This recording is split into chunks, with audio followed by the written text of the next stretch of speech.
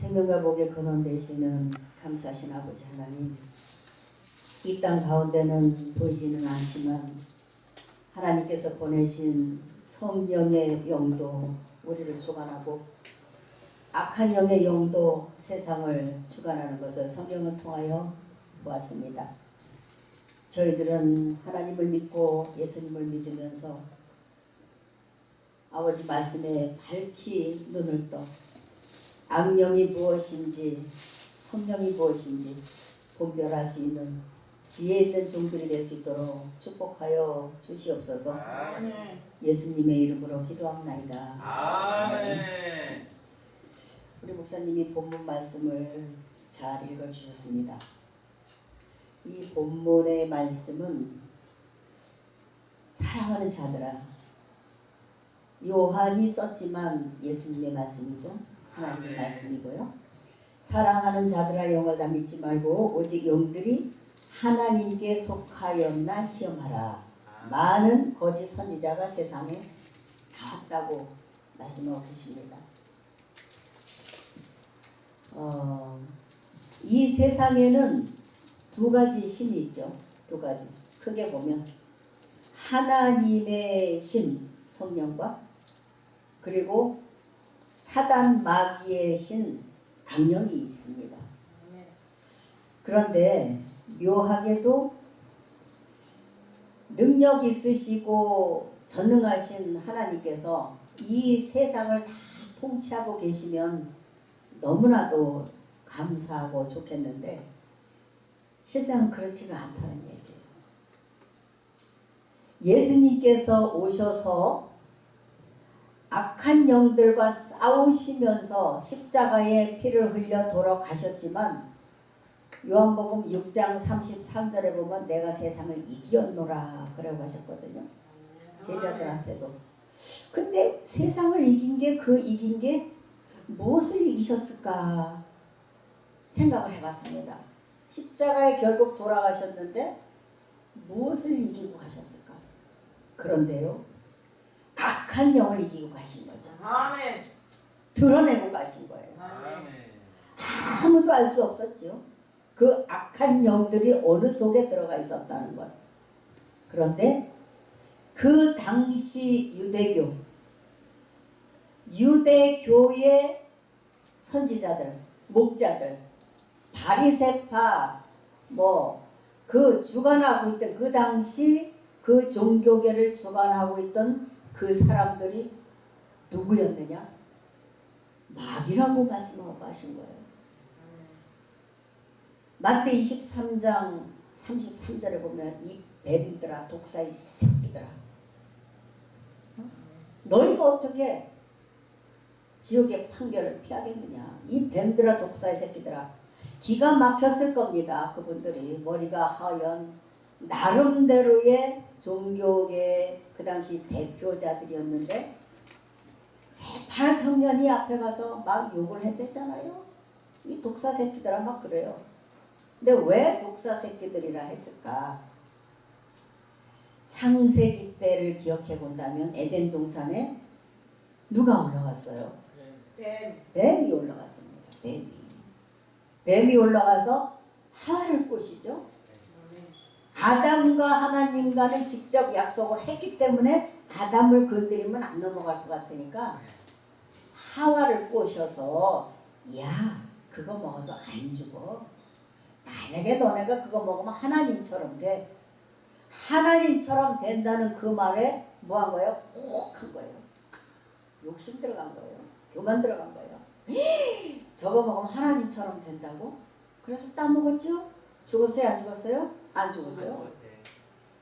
안 죽었어. 육체가 안 죽었어. 그러니까 아담한테 갖다 줬어요. 자기야, 이거 난 먹었는데 안 죽었어. 한번 먹어봐. 이거 먹으면 우리 하나님처럼 된대. 또 먹었어요. 그리고 나서 하나님을 실망시켰죠. 모든 것을 맡겼어요. 아담한테. 그리고 충만하고 정복하고 다스리면서 행복하게 살아라 주신 에덴 동산을 무엇이 망쳤는고 하면 뱀이라는 존재가 망쳤어요. 그런데 얼마 전에 제가 어느 교회에 설교를 하러 갔더니 목사님 그 에덴 동산에 갔던 뱀이 진짜 파충류 뱀이 아닌가요? 물어봐요. 저도요 주일학교 설교하고 했을 때는 그 뱀이라고 가르쳤어요. 옛날에는 말이야 뱀이 얼마나 능력이 좋았는지 하와가 홀랑 반할 만큼 멋지고 잘생긴 그런 인물이었었어. 그래서 하와가 넘어가지 않았겠니 얘들아? 그러면서 가르쳤는데 성경을 자세히 보면 그런 파충류 뱀하고는 거리가 먼 거죠. 여러분 뱀이 혓바닥을 쭉 내밀면 혀가 몇 개예요? 2개. 낼름낼름.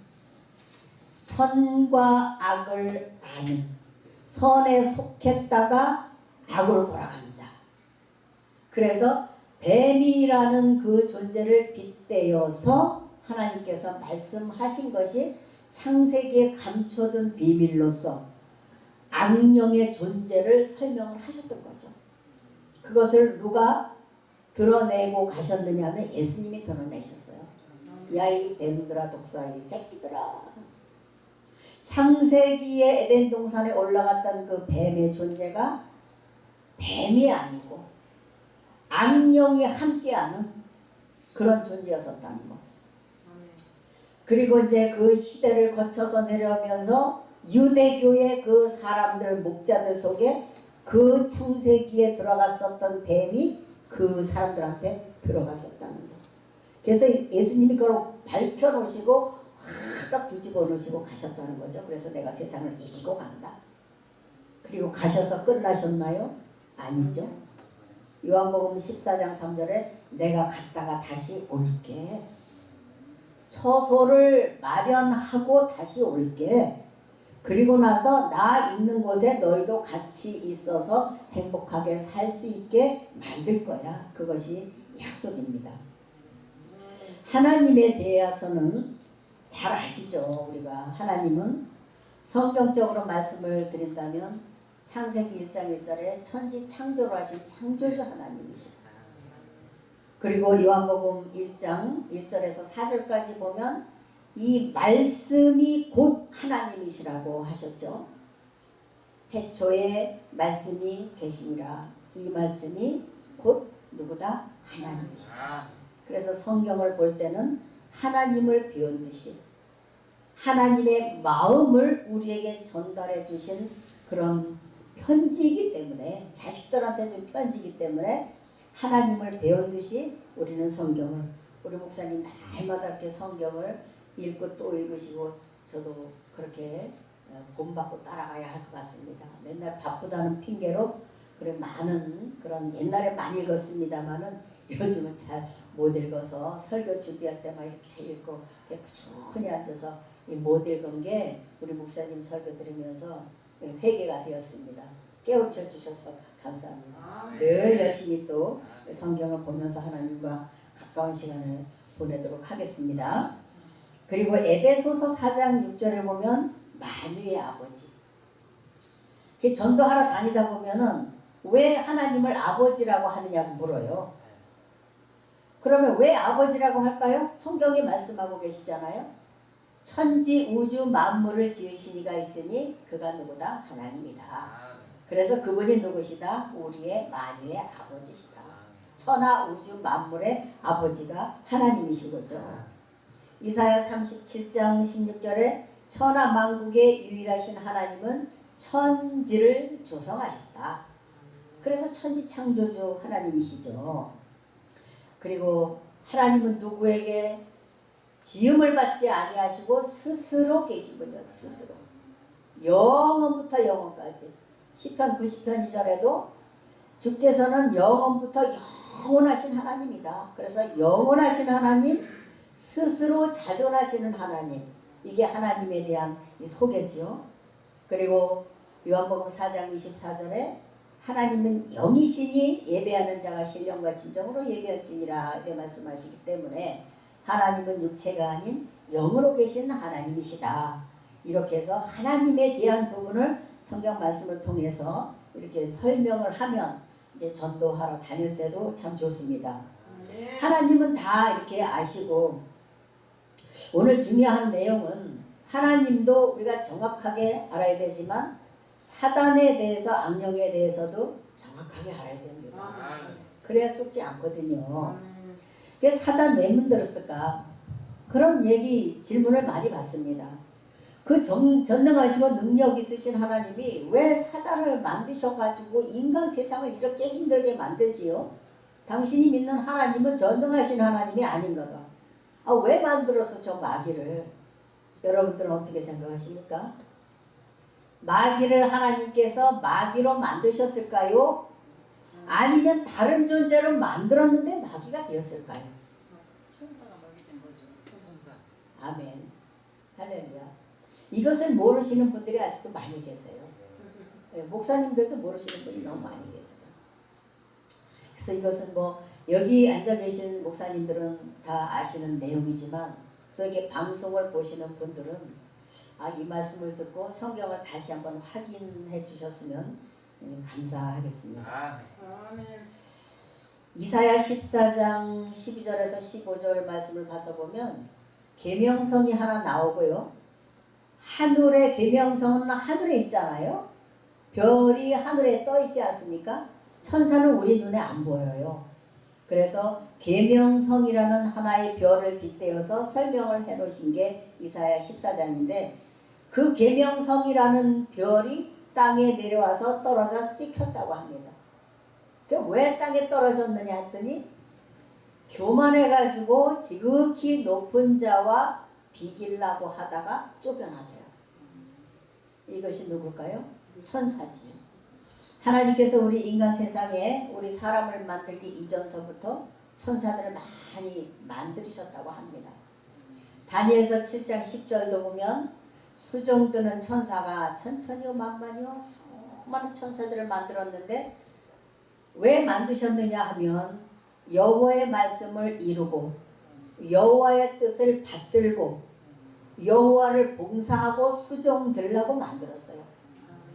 근데 만들 때 조금 만든 게 아니라 많이 만들었어요. 수만만, 찰만, 수없이 많은 천사를 만들었다고 요한계시록 5장에도 나옵니다. 그런데 이렇게 많은 천사를 만들어서 하나님이 질서 정연하게 우주를 거느리시고 질서를 지키고 가셨는데 어느 날 교만이 든 거예요. 교만이. 이 천사장 중에 하나가 교만이 되니까 자기가 거느리던 무리들을 수없이 이끌고 하나님과 맞짱 뜨려고 맞짱 뜨려고 비기려고. 이사야 14장 12절에서 15절에 잘 나와 있습니다. 그런데 하나님이 누구세요? 전능하신 하나님이죠. 천사가 누굽니까? 피조물이죠. 우리 인생도 피조물이고 우주 모든 만물은 피조물이죠. 근데 지으신 하나님께서 그 속내를 모르시겠습니까? 그래서 너 이놈하고 쫓아냈어요. 하나님 계신 그 영의 세계에서 쫓아냈는데 문제는 쫓아내서 아주 없어졌으면 좋겠는데 이 땅으로 내어 쫓겼단 말씀이죠. 아까 우리 조성훈 목사님 말씀하실 때 달나라 우주 이런 데 가보니까 거기는 생명체가 없잖아요. 그냥 푸석푸석한 땅이잖아요. 그래서 그 모든 우주 만물 저 별들 속에는 생명이 없다고 합니다. 오직 파랗고 물이 흐르고 아름다운 곳 인간이 살 수 있는 이곳이 20만 가지의 조건을 하나님께서 갖춰주셔서 우리가 살고 있답니다. 괜히 얼마나 감사해요? 그러니까 마귀도 이 땅이 탐이 나겠지요. 저 빈 우주 공간에 가서 누구를 꼬시겠습니까? 그래서 이 땅 가운데로 쫓겨 내려와서 누구를 꼬시고 다니느냐. 계시록 12장 7절에서 9절을 보면 하늘에서 큰 용과 미가엘의 전쟁이 있게 되고 거기서 용이 지게 됩니다. 창세기 때 뱀으로 올라간 것이 6,000년 동안 너무너무 하나님의 백성들을 잡아먹고 살이 쪄서 커다란 용이 되었어요. 그래서 이 용이 내어 쫓기는데 내어 쫓겨서 무슨 짓을 하고 있느냐 하면 온 천하를 미혹하고 꿰는 그런 짓을 하고 다닌단 말이죠. 그러면 여러분, 우리 대한민국은 예외일까요? 아니요. 봉천동, 신림동 여기선 예외일까요? 아닙니다. 아닙니다. 전부 미혹을 하고 있습니다. 그래서 지금 세상이 어떻게 돌아가요? 어떻게? 어제 뉴스 보니까 중랑구, 제가 사는 그 동네, 거기서 30대 아들이 60대 아버지를 살해해서 둔기로 쳐 죽여가지고 지하 물탱크에다 갖다 잡아쳐놓고 무슨 연유인지 모르구나. 이게 존속살인, 아주 비일비재. 보험이 탐이 나서 남자친구를 죽이려고 다른 사람을 해가지고 갖다 빠뜨려 죽이고, 아이를 죽이고, 토막을 쳐서 냉장고에다 갖다가 집어쳐놓고, 이게 인간이 할 짓이 아닙니다. 도대체가 왜 이런 일이 일어나느냐? 하나님께서 이 땅을 다스리면 이런 일이 없겠지요. 아멘. 하나님은 절대 평강의 왕이시고 평화를 이루시는 분이기 때문에 이렇게 어지러운 세상을 만들지 않습니다. 그런데 아까 목사님 말씀하신 것처럼 마지막 때가 점점 다가오기 때문에 지네들이 무적에게 들어갈 날이 가까이 옴을 압니다. 그러니까 어디로 들어가요? 온통 사람 마음속에 들어가서 교만하게 만들고, 살인하게 만들고, 싸우게 만들고. 그러니까 정치도 가만히 보면 예전 같지가 않아요. 정치도 얼마나 죽기 살기로 피 터지게 싸우는지, 이것은 참으로 이 대한민국을 다스려 나가는 정치가 아니라고 봅니다.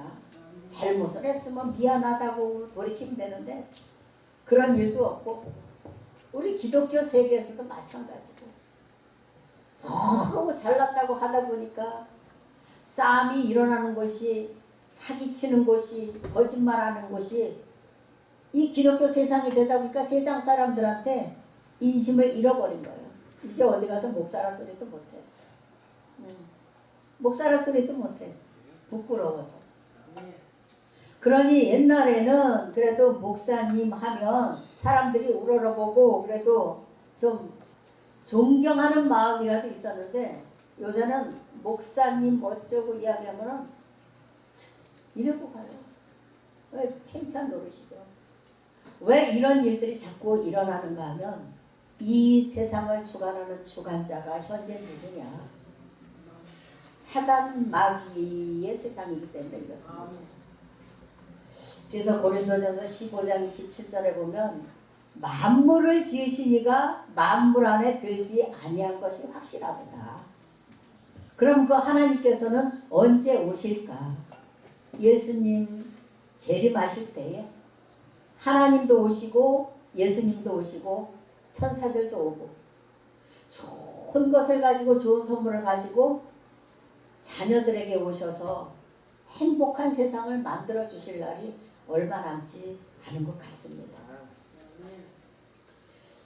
하나님께 죄를 지었던 그 천사들은 베드로전서 2장 4절에 보면 범죄한 천사들이다 라고 말씀을 하고 계세요. 하나님 앞에 죄를 졌으니까 범죄한 천사죠. 이것들이 이 세상에 내려와서 저렇게 판을 치고 있으니 이 세상이 조용할 날이 없지요. 한 군데 가서 찾아보겠습니다. 누가복음에 가서 찾아보면 예수님께서 성령에 이끌려서 40일 금식하신 후에 마귀에게 시험을 받으러 광야로 가시죠.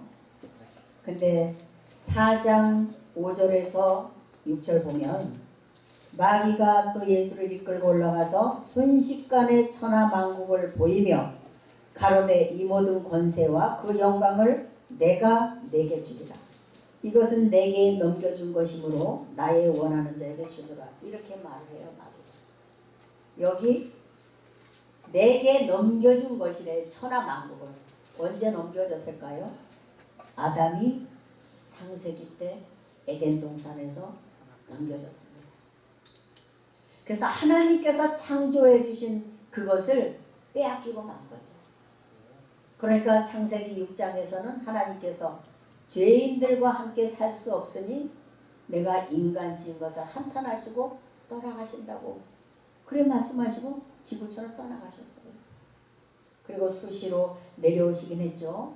아브라함한테 오시고 모세에게 오시고 그리고 다윗과 솔로몬에게 오시고 그러다 이제 예수님과 하나가 되셨지 않습니까? 그러다가 예수님과 하나님이 2000년 전에 십자가에서 떠나가셨어요. 지금 현재 이 세상은 우리가 정말로 생각해야 될 것은 마귀가 주관하는 세상이다. 그런데 하나님께서 오실 날을 우리가 손꼽아 기다리지 않습니까? 예수 신랑 기다리지 않습니까?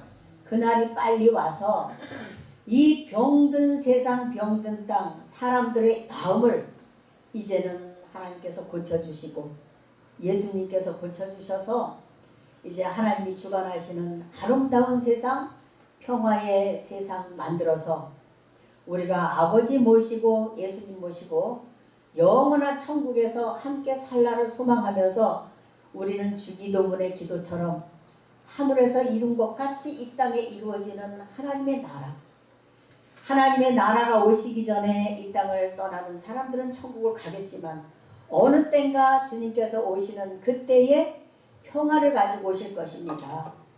사랑을 가지고 오실 것입니다. 축복을 가지고 오실 것입니다.